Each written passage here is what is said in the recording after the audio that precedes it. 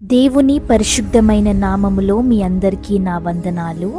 నేటి దైవ సందేశము, క్రిస్మస్ సమయంలో నక్షత్రం ఎందుకు పెడతాము? యేసు జననాన్ని చూపించిన నక్షత్రం.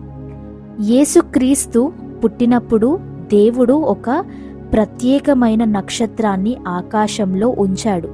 ఆ నక్షత్రం యేసు పుట్టిన స్థలాన్ని చూపించింది. బైబిల్లో యూదుల రాజు పుట్టిన చోటు మాకు ఆకాశంలో కనబడిన ఆయన నక్షత్రం ద్వారా తెలిసెను. మత్తయి సువార్త 2:2 ఉంది.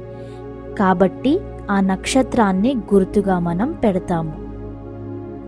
రెండవదిగా, జ్ఞానులు యేసును చేరడానికి మార్గదర్శకము. తూర్పు దేశము నుండి వచ్చిన జ్ఞానులు ఆ నక్షత్రాన్ని అనుసరించి యేసును చేరారు. బైబిల్లో వారు ఆ నక్షత్రాన్ని అనుసరించి వెళ్ళిరి. మత్తయి సువార్త 2:9. నక్షత్రము అనగా దేవుడు చూపించిన దారి. మూడవదిగా, యేసు లోకానికి వెలుగు. నక్షత్రం వెలుగును ఇస్తుంది. యేసు కూడా లోకానికి వెలుగుగా వచ్చాడు. బైబిల్లో నేనే లోకమునకు వెలుగును. యోహాను సువార్త 8:12. నక్షత్రం మనకు యేసును గుర్తు చేస్తుంది. నాలుగవదిగా, దేవుని వాగ్దానం నెరవేరిన సూచన.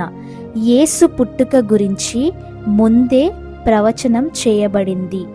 బైబిల్లో యాకోబులో నుండి ఒక నక్షత్రం ఉదయించును. సంఖ్యాకాండం 24:17. ఆ ప్రవచనం నెరవేరిందని నక్షత్రం సూచిస్తుంది.